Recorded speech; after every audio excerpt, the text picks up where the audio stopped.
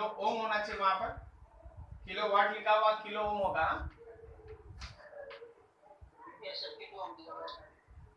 1.0 kilo ohm, और यहाँ पे है 10 नैनोफैराड कैपेसिटर। ये पॉइंट है, इसके बीच है ना V इनपुट डालना। लिखा आगे, figure shows a typical circuit for a low pass filter and AC input Vi equals to 10 millivolt 10 millivolt is applied at the left end and the output voltage is received at the right end. Find the output voltage for frequency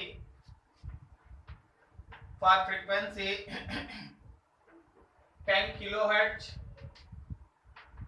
for frequency 100 kilohertz, for frequency 1 megahertz and 10 megahertz.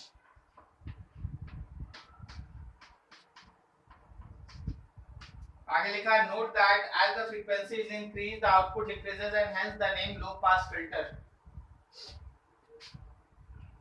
अच्छा, अगर आपका यहाँ पे 10 milli volt है, ठीक है, 10 milli volt है, आपके पास कैपेसिटर रेजिस्टर ये दोनों दे दिया है, कैपेसिटर रेजिस्टर दे दिया है, और आपके पास एक फ्रीक्वेंसी दे दिया, मान लो एक फ्रीक्वेंसी, तो क्या हम लोग यहाँ पे Z का वैल्यू निकाले, Z is equals to under root R square plus XC का square, so Z is under root R square plus 1 by C omega का स्क्वायर। चलो Z मिल गया, दिखाई दे रहा है सबको? Yes sir, yes sir. Okay, ठीक है, Z आ गया यहाँ से, तो यहाँ से हम लोग IRMS का वैल्यू निकाल ले, VRMS बाई Z। IRMS आ जाएगा।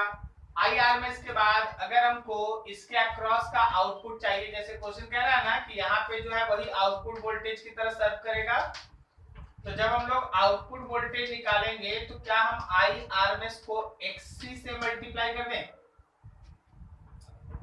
IRMS हो गया VRMS बाई Z और साथ में XC, ठीक है। आप जरा गौर करना, थोड़ा समझना, यहाँ पे देखना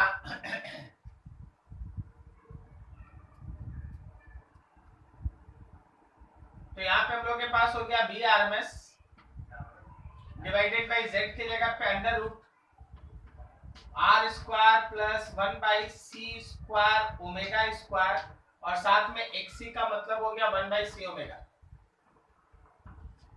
अब सोचो, ओमेगा जहां वहां फ्रीक्वेंसी, ओमेगा जहां है वहां फ्रीक्वेंसी है, क्लियर है?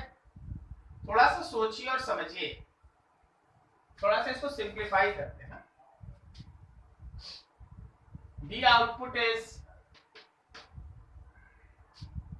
VRMS डिवाइडेड बाई, इसमें देखो मल्टीप्लाई करो, under root R square C square omega square plus 1, और नीचे में यहाँ देख, अच्छा लिख देते एक बार, उसके बाद हटाएंगे, C स्क्वायर ओमेगा स्क्वायर था और यहाँ पे 1 बाई C ओमेगा था। क्या ये C square omega square root के बाहर आएगा तो C ओमेगा होगा, और ये नीचे वाला C ओमेगा ऊपर जाएगा, ऊपर जाएगा तो इसके साथ कटेगा, तो सीधा काट दे। तो क्या हम लोग के पास वैल्यू हुआ VRMS under root R square C square omega square plus 1, सही है। अब जरा सोचना, as frequency increases,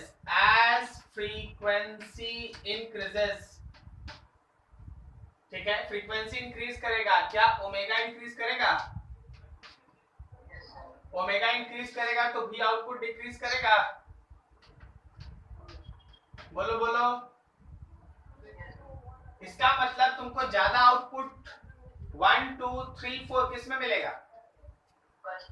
फर्स्ट में तुमको ज्यादा आउटपुट मिलेगा, इसका मतलब जितना कम फ्रीक्वेंसी होगा आउटपुट उतना ज्यादा होगा, क्या समझा? सो फ्रीक्वेंसी 1 जो 10 था, मान लीजिए 1 है, ये 2 है, ये 3 है, ये 4 है, फ्रीक्वेंसी 1 जो एक्चुअली सबसे छोटा था फ्रीक्वेंसी 2, फ्रीक्वेंसी 3 और फ्रीक्वेंसी 4। तो याद रखना तुमको सबसे बड़ा आउटपुट 1 में मिलेगा, उससे कम 2 में, उससे कम 3 में और उससे कम 4 में। सो it is called low pass filter. नाम में लो पास लिखने का मतलब है कि कम फ्रीक्वेंसी वाला ही एसी इसको पार करेगा, आउटपुट मिलेगा।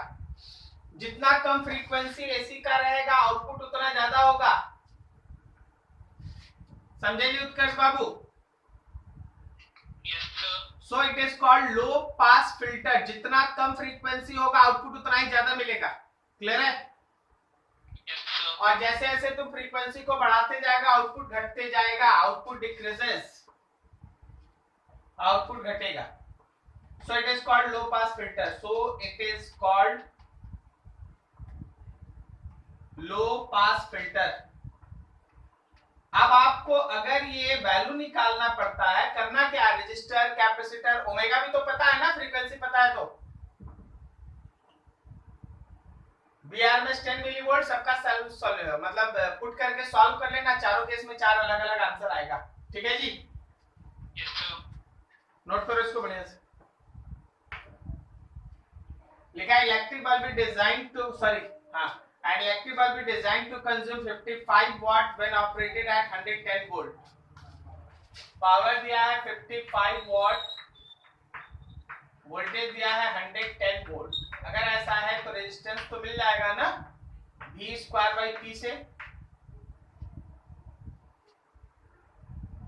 It is connected to 220 volt 50 hertz line through a chalk coil. Chalk coil मतलब इंडक्टर। यह है chalk coil। ये आपका बल्ब, ये आपका बल्ब है, ये चॉक कॉइल, और ये एसी से जुड़ा है।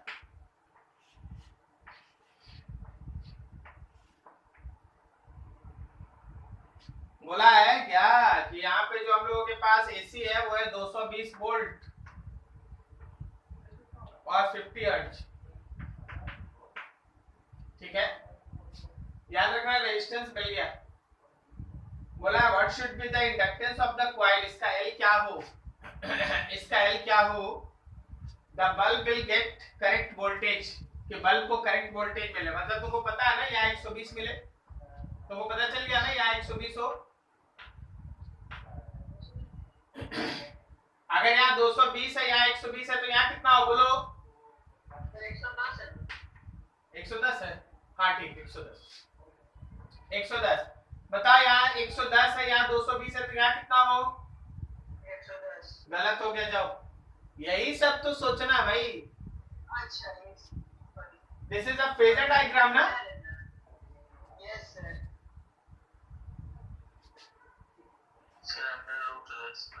हाँ यार, V नॉट R और ये V नॉट L है ना।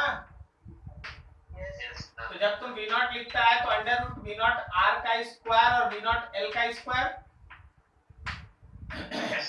यहाँ हो गया 220 का 20 का स्क्वायर, यहाँ हो गया 110 का स्क्वायर और प्लस V नॉट L का स्क्वायर। सॉल्व कर लेना,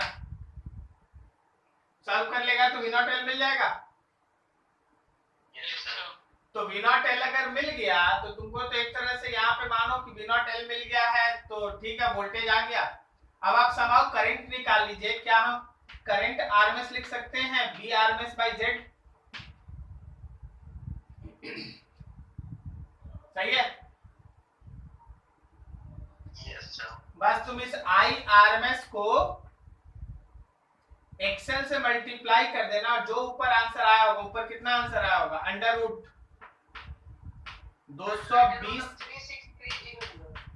अच्छा कर ले, यही आएगा आंसर। इक्वेट करके L का वैल्यू निकाल दीजिएगा, आंसर आएगा। समझे? तो बस हड़बड़ी में यहाँ 110 देख के यहाँ 110 नहीं ले लेना, पहले यहाँ से निकाल लेना और फिर निकाल के यूज करना, आंसर आएगा।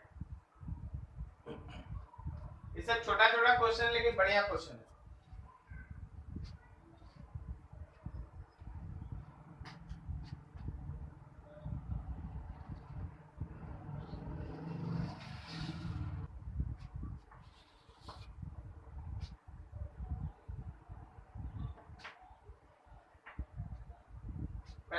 सर्किट बना ले यार।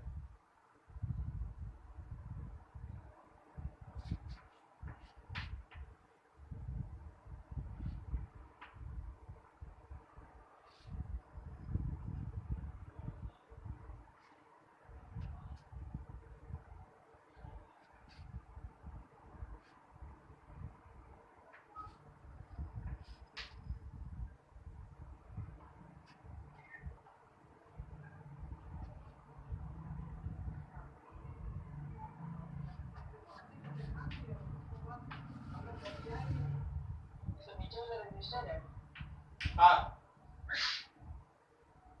50 माइक्रोफैराड 5 ओम 10 वोल्ट 5 ओम 500 मिली हेनरी यहाँ 5 ओम ये 20 वोल्ट एंड दिस इज की t इक्वल्स टू 0 पे ओपन है। अच्छा t इक्वल्स टू 0 पे अगर ये ओपन है तो अभी बता दे रहा हम लोग का 500 मिली हेनरी में करंट होगा या नहीं होगा। किसकी वजह से 10 वोल्ट 10 वोल्ट की वजह से। सही है। कोई हमको सोच के बताना है कि अगर ये स्विच ओपन है t इक्वल्स टू 0 टाइम पे तो 500 मिली हेनरी में जो करंट है उस करंट का वैल्यू कोई बता सकता है at steady state.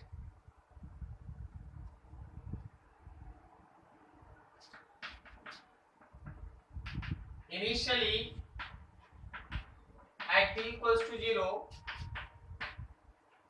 key is open, so there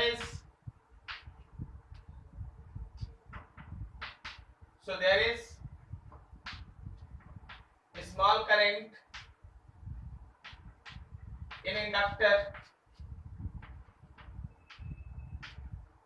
due to 10 volt. क्या आपको पता चल रहा है कि अगर ये की ओपन रहा है तो यहाँ पे एक करंट दौड़ेगा।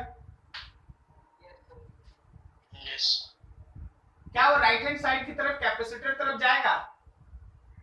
नहीं जाए। क्यों नहीं जाएगा? सर जीरो मतलब इनिशियली नहीं जाएगा कैपेसिटर उसका ये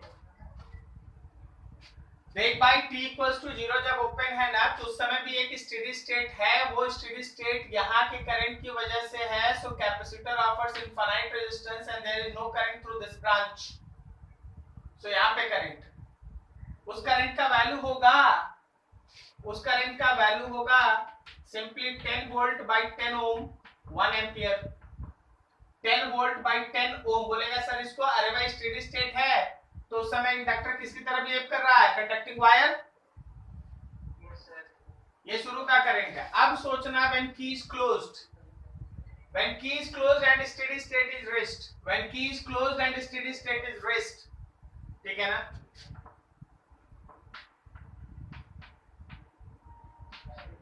व्हेन की इज क्लोज्ड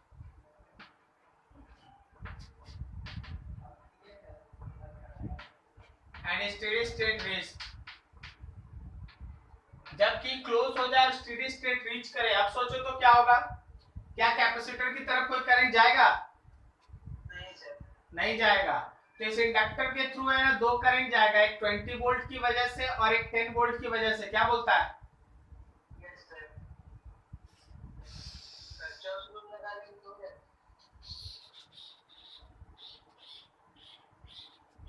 यानी तो इक्विवेलेंट वोल्टेज निकाल लेते हैं उसके बाद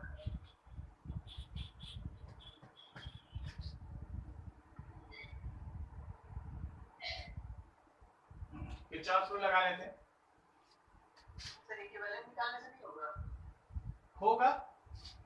प्रॉब्लम क्या है ना कि यहाँ से ये जुड़ा है, समझा? ये को एक्स्ट्रा अलग से आ जाना। यस सर ठीक है, तो थोड़ा सा देखते हैं यहाँ पे क्या होगा। फिर से एक बार बनाते सर्किट। क्या तुम लोग अच्छा फिर से बना ही देते एक बार।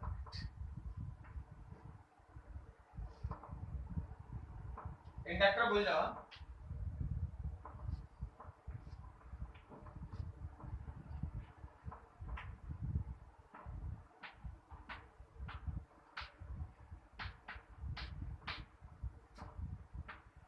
याद रखना इस ब्रांच में हमको करंट चाहिए, मान लीजिए इस करंट को हम I2 कह दिए, यहां से निकला I2 इसमें चला गया, तो इसमें चला गया I माइनस I2, यहाँ पे लगा लूप रूल, तो ये लूप 1 है, ये लूप 2 है, ये वाला हो गया क्या? Yes sir. देखना इन लूप 1 लूप में +20 करंट के डायरेक्शन में जाओ तो -5I2 इज इक्वल्स टू 0। अच्छा ठीक है, एक ही बार में तो आ गया, I2 is equals to 4 ampere. क्या बोलता, सही है? Yes sir. I2 is equals to 4 ampere. तो अब I2 4 एम्पियर है, पिछले केस में 1 एम्पियर था, हमको चेंज इन फ्लक्स सोचना है, यही था ना? Yes sir.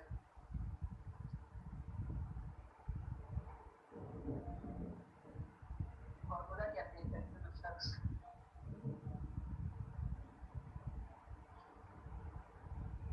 सर इंडक्टर में चेंज इन फ्लक्स निकालना है ना? हाँ, the change in flux in the inductor, inductor के अंदर चेंज इन फ्लक्स निकालना है।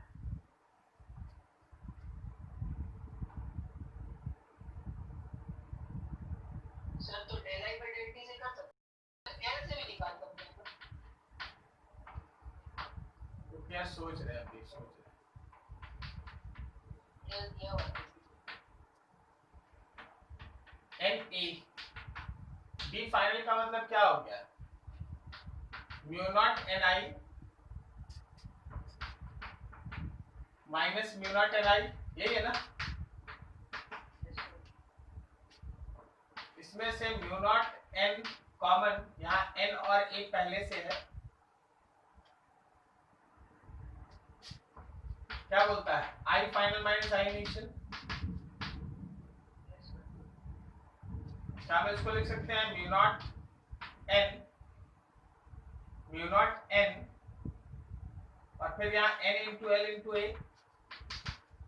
और I final minus I initial. क्या ये सब मिलके L हो गया हम लोग का? L और यहाँ रहा I final minus I initial. देखो मेरे दिमाग में एक चीज था जो हम चाह रहे थे शुरू में लिखना, क्या हम लोग फ्लक्स को ऐसे लिखे थे, याद है आपको? LI। तो अगर हम चेंज इन फ्लक्स निकालेंगे तो L में तो चेंज होगा नहीं, चेंज इन I, वही तो आया ना, L times of change in I। L दिया हुआ है क्वेश्चन में, I देखो दोनों दिया हुआ है, 4 ampere 1 ampere, 3I 3L। Answer देखो तो थोड़ा कितना है? 1.5। यस सर वही आया, आएगा ना? 3 टाइम्स ऑफ L करेंगे तो 3 टाइम्स ऑफ 500। Yes sir. ठीक है, चलो नोट करो, बढ़िया क्वेश्चन, नोट करो फटाफट।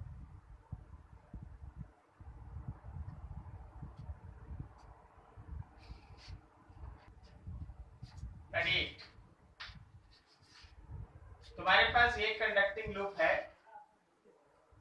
और इसके परपेंडिकुलर एक मैग्नेटिक फील्ड,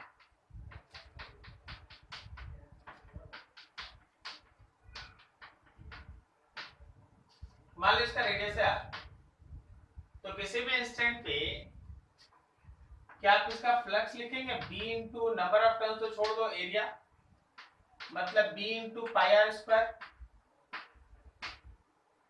क्वेश्चन क्या बोलता है? बिफिड कांस्टेंट, बिफिड वेरिएबल नहीं। तो अगर आप यहाँ पे EMF इंड्यूस निकालेंगे तो माइनस d∅dt यूज करो, so E is equals to minus d b times of pi r square,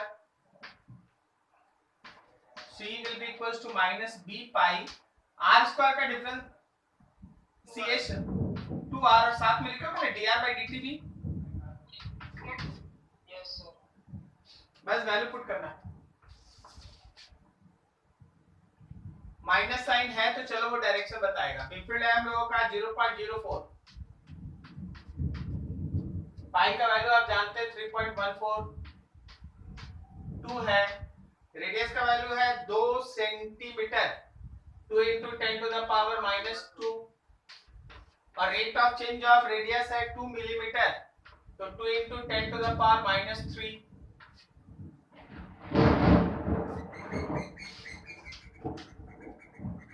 मुझे आंसर नहीं आया। 2 2 4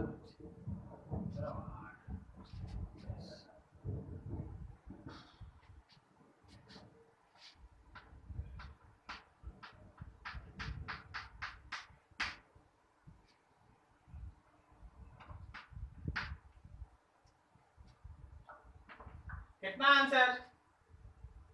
सर 3.45 दिया हुआ है। तो इतना तो मेरा भी आया था। 3.45 माइक्रोवोल्ट। तो यहाँ तो आया ना 3.2 पाई 10 to the power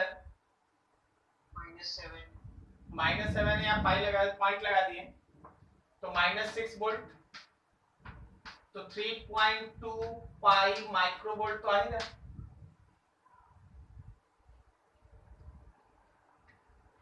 क्या दिक्कत?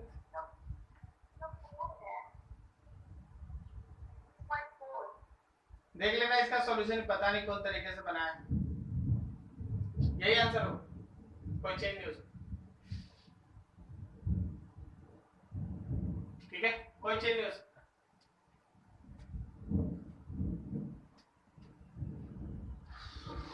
.4 कहां से आएगा? 2 2 4 2 8 8 चौके 32। ठीक है, हम लोग का सही है।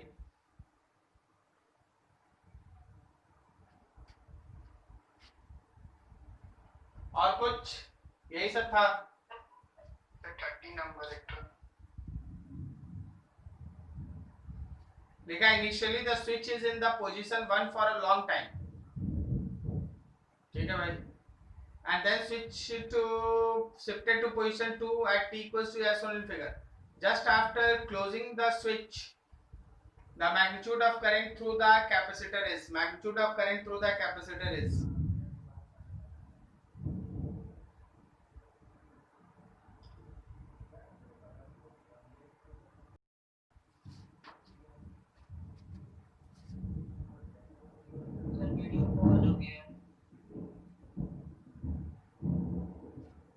आ रहा है?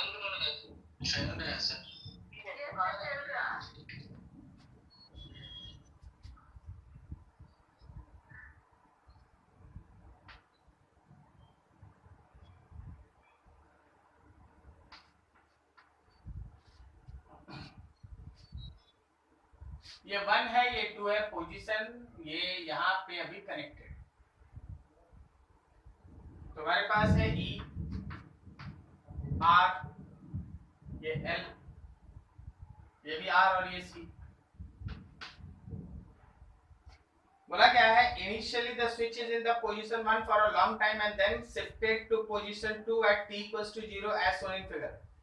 Just after closing the switch, the magnitude of current through the capacitor is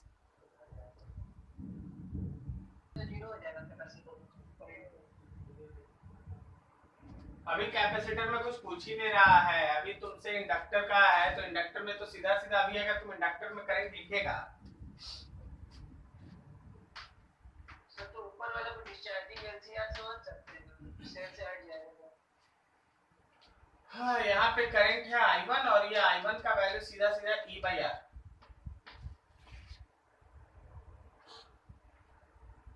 फिर बोला है कि इसको आप यहाँ से शिफ्ट कीजिए इधर। जब आप इसको यहाँ से यहाँ शिफ्ट करेंगे तो जो इसके अंदर एनर्जी स्टोर होगा वो ऑसिलेट करना स्टार्ट करेगा। इसको हम लोग एलसी ऑसिलेशन कहते हैं, आज पढ़ेंगे। एनर्जी ऑसिलेट करेगा, लेकिन उसमें रजिस्टर नहीं होना चाहिए। चलो ठीक है, तो एलसी ऑसिलेशन में तो रजिस्टर नहीं होना चाहिए, रजिस्टर दिया है। अगर रजिस्टर दिया है तो फिर उसका यूज हमको नहीं लगता उसका कोई यूज है। जब इसको इधर से इधर ट्रांसफर करेंगे तो ये जो इंडक्टर है जिसके अंदर एक करंट था, वो करंट इधर से डिस्चार्ज होना स्टार्ट होगा। Still that initial value of current, initially तो कैपेसिटर एक वायर की तरह काम करेगा ना। Yes sir. कैपेसिटर एक वायर की तरह काम करेगा, तो हमको लगता है कि when switch shifted to when switch shifted to second position, मेरे हिसाब से जो सेकंड टाइम का करंट है वो भी हम लोगों का E by R। देखो तो अपना आंसर। Yes sir. सी वाला ठीक है जी। Yes sir. तो देख वो क्या रहा ना कि शुरुआत में इसमें हम लोग करंट निकाल लिया गया, जब तुम इसको यहां से यहां ट्रांसफर करेगा तो जो इसके अंदर करंट था वही डिस्चार्ज होना स्टार्ट होगा। अभी सर्किट में भी तो रेजिस्टेंस आ रही है,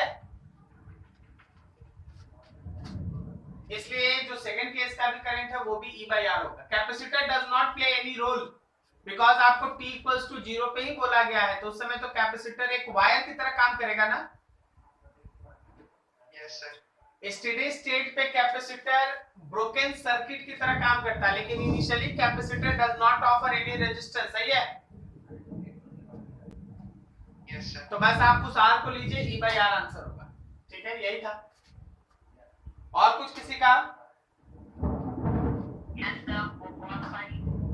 क्या?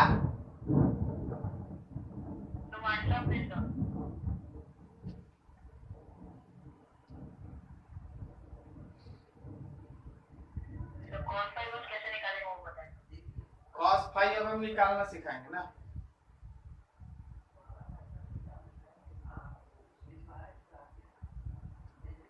लिखा है ना, series AC circuit contain inductor, capacitor and resistor.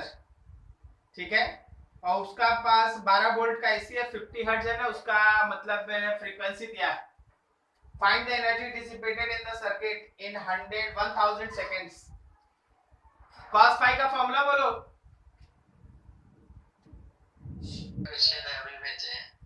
R by Z है, R बाई जेड, R भी दिया है, जेड भी निकालना सिखाए हैं रूट अंडर। पता नहीं जेड वाला को अंडरलाइन किया कि नहीं। जेड वाला का वैल्यू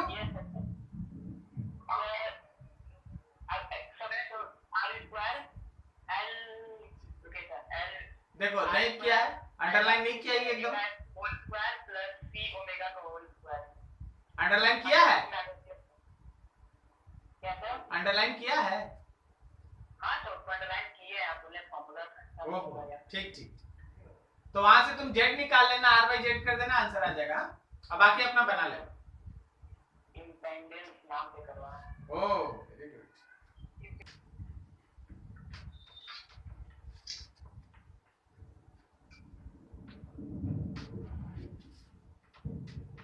सबसे पहला word pure LC circuit, resistance should be 0। आप जिस चीज को टॉपिक को पढ़ने जा रहे हैं याद रखिएगा, आपके पास एक प्योर एलसी सर्किट होना चाहिए। प्योर एलसी सर्किट होना चाहिए, उसमें रेजिस्टेंस का वैल्यू है ना 0 होना चाहिए, रेजिस्टेंस 0 होना चाहिए। ठीक है, अब क्या है तो देखो, तुम्हारे पास ये है एक इंडक्टर और ये है एक कैपेसिटर। कैपेसिटर को शुरुआत में एक बैटरी से कनेक्ट करके इसको चार्ज कर दिया गया। मान लीजिए की K1 है, ये की K2 है, यहाँ पे एक बैटरी है ये में। इनिशियली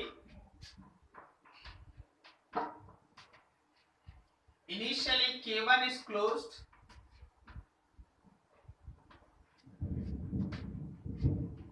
and capacitor gets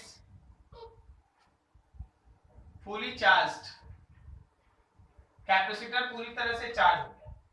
अगर आप उसके ऊपर का चार्ज Q0 लिखिएगा तो क्या आप लिखेंगे CV।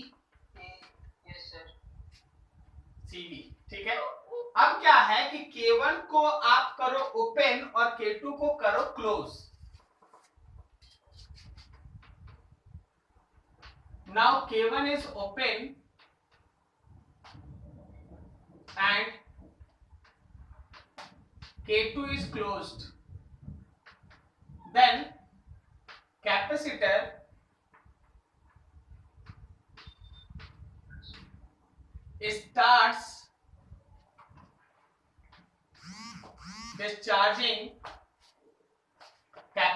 starts discharging through inductor. Capacitor जो है वो इंडक्टर के थ्रू है अपने आप को डिस्चार्ज करना स्टार्ट करेगा।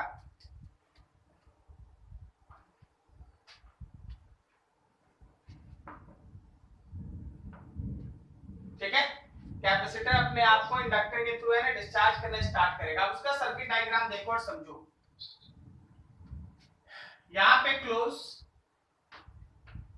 यहां से करंट चल रहा है।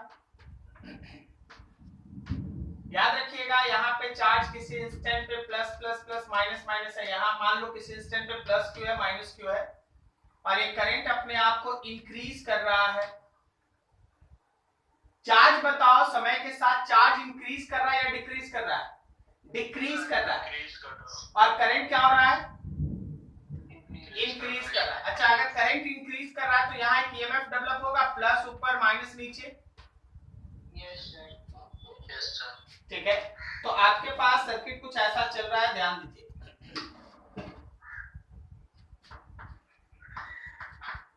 Due to this there is induced EMF in inductor. इसकी वजह से आपके पास एक इंड्यूस्ड ईएमएफ इंडक्टर में। Apply loop rule, loop rule लगाओ। जब आप यहाँ पे लूप रूल लगाएंगे, यहाँ पे आप लूप रूल लगाएंगे, मान लीजिए जैसे ऐसे ये रहा आपका लूप, निगेटिव से positive plus Q by C. यहाँ देखो पॉजिटिव से negative minus E is equal to 0, तो आप लिख सकते हैं Q by C minus L D I by D T is equal to 0। Current increase कर रहा था लेकिन चार्ज तो डिक्रीज कर रहा था, तो देखो भाई Q by C minus L D by D T, क्या हम I को लिख सकते हैं minus of D Q by D T? सही है ना? तो अब आप इसके बाद अगर लिखिएगा तो that comes to be Q by C plus L D square Q by D T square is equals to 0।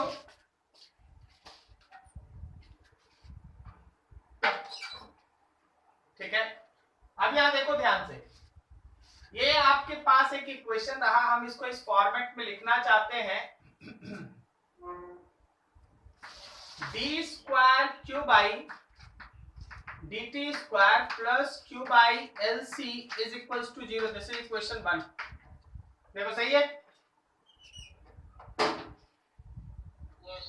ठीक, अब आप आ जाओ एक जनरल एसएचएम पे, फॉर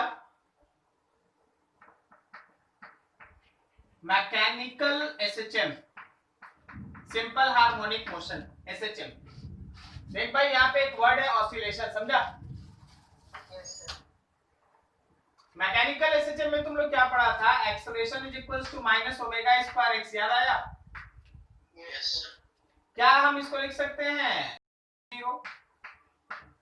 सो एक्सेलरेशन को लिख सकते हैं क्या? Double differentiation of position.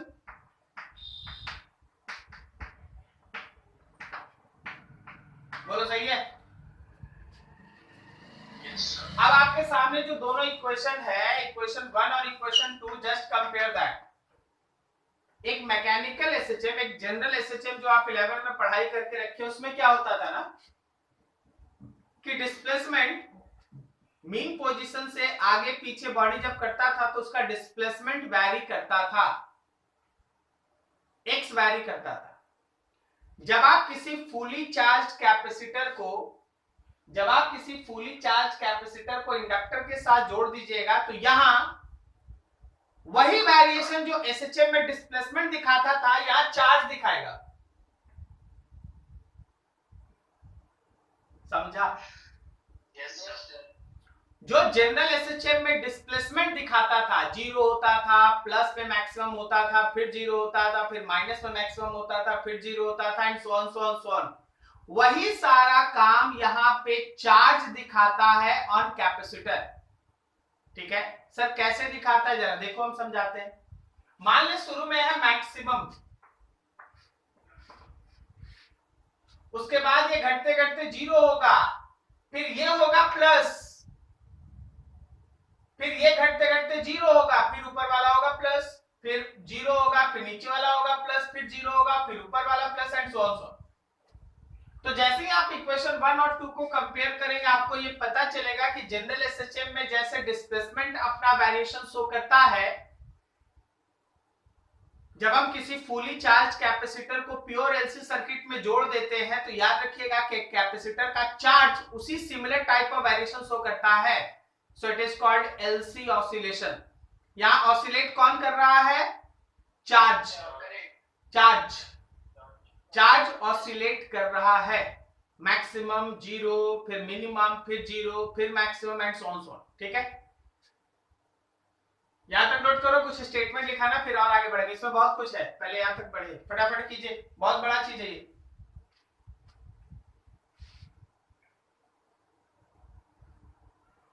Comparing equation 1 and 2,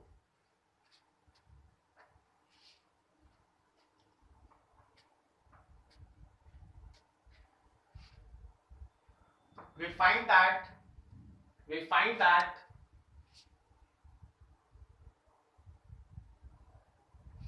in case of general SHM,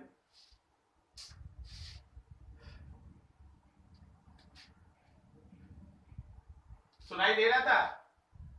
yes sir. लिखो, in case of general SHM,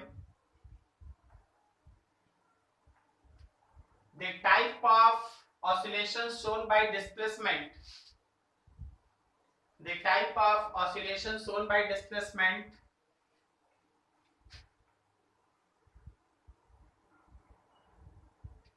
is same So the type of oscillation shown by displacement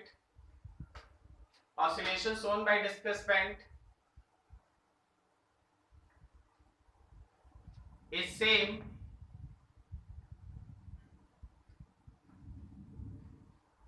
as shown by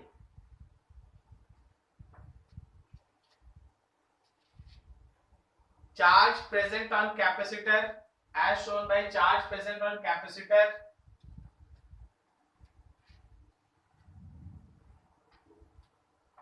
when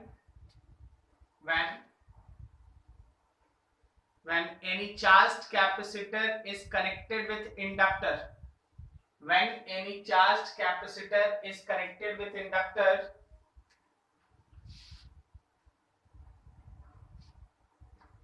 charged capacitor is connected with inductor,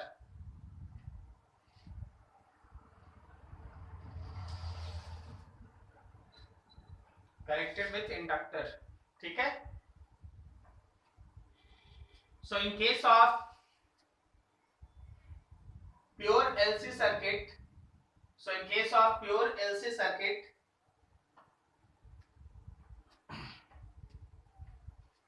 when fully charged capacitor is connected with inductor,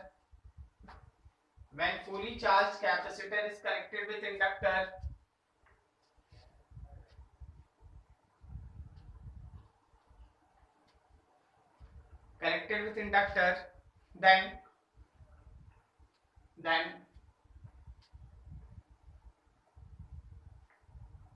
charge on capacitor shows oscillation,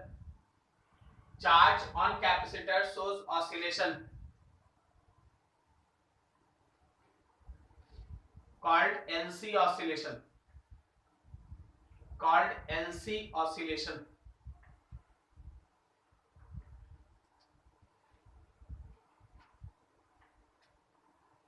क्या सही है?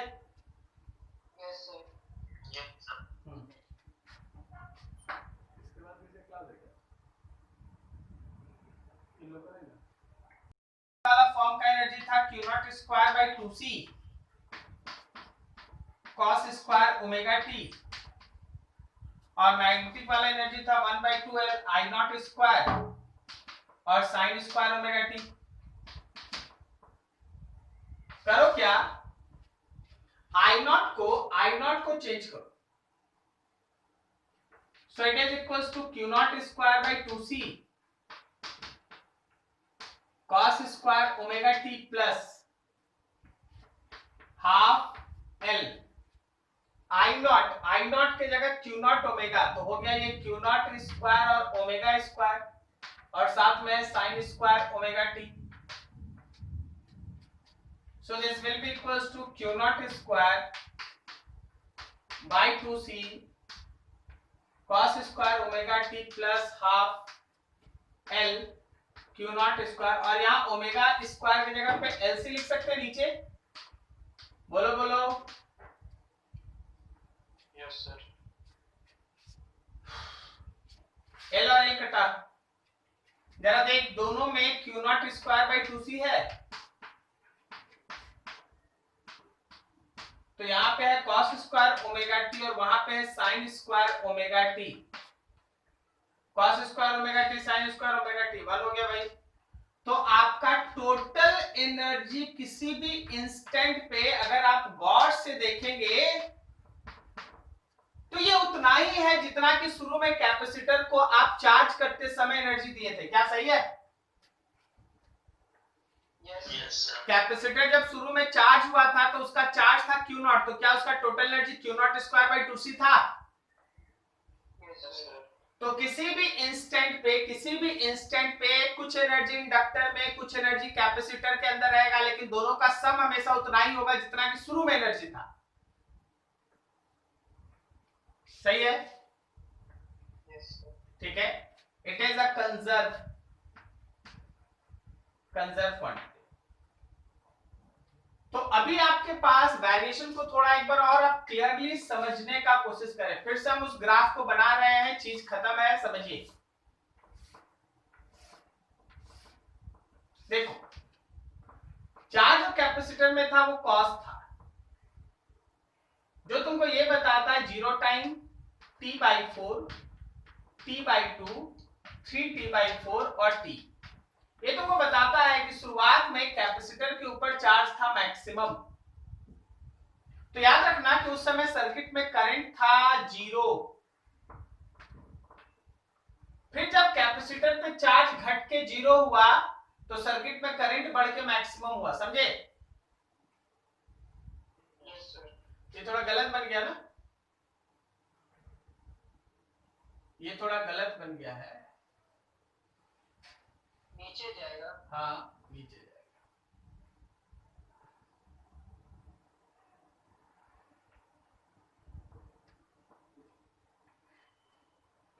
ठीक है, फिर देखो, फिर जब यहां से चार्ज दूसरे प्लेट को मैक्सिमम करता है, करंट घट के 0 हो जाता है। समझे?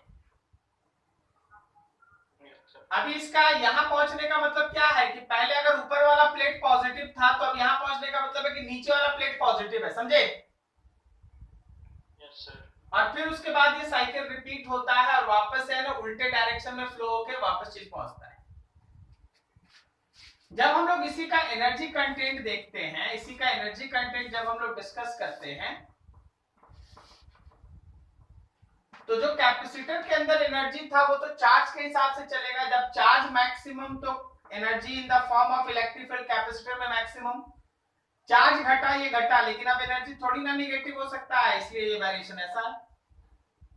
ये है U नॉट E, और इसी का जब आप मैग्नेटिक फील्ड वाला वेरिएशन प्लॉट किए तो आपके पास ये आ गया साइन वाला। This is all about LC oscillation. कहीं कोई दिक्कत किसी को समझने में?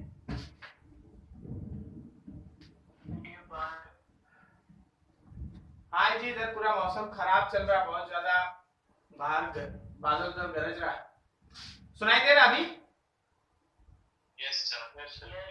बोल रहे हैं कि एलसी ऑसिलेशन में एक बार एनर्जी जो आप फीड कर दिए वो हमेशा कांस्टेंट की तरह मेंटेन रहेगा, वो अपना फॉर्म बदलेगा, इलेक्ट्रिक फील्ड के फॉर्म से निकल के मैग्नेटिक फील्ड के फॉर्म में जाएगा, कैपेसिटर के प्लेट के बीच की एनर्जी को निकाल के इंडक्टर के अंदर जाएगा, लेकिन टोटल एनर्जी जो सिस्टम का दैट ऑलवेज रिमेन्स कंजर्व और कांस्टेंट। एलसी ऑसिलेशन में कभी भी रेजिस्टेंस नहीं लिया जाता, क्योंकि अगर रेजिस्टेंस रहेगा तो धीरे धीरे पावर का लॉस होगा और एनर्जी लॉस कर जाएगा, लेकिन अगर रेजिस्टेंस का वैल्यू जीरो है तो एवरेज पावर का लॉस भी जीरो होगा। करेक्ट है? Yes sir. ठीक है, सो एनर्जी अपना फॉर्म बदलेगा लेकिन उसका वैल्यू कभी घटेगा नहीं। Is this clear? Yes sir. चलो ठीक है, नोट करो, बस यही था।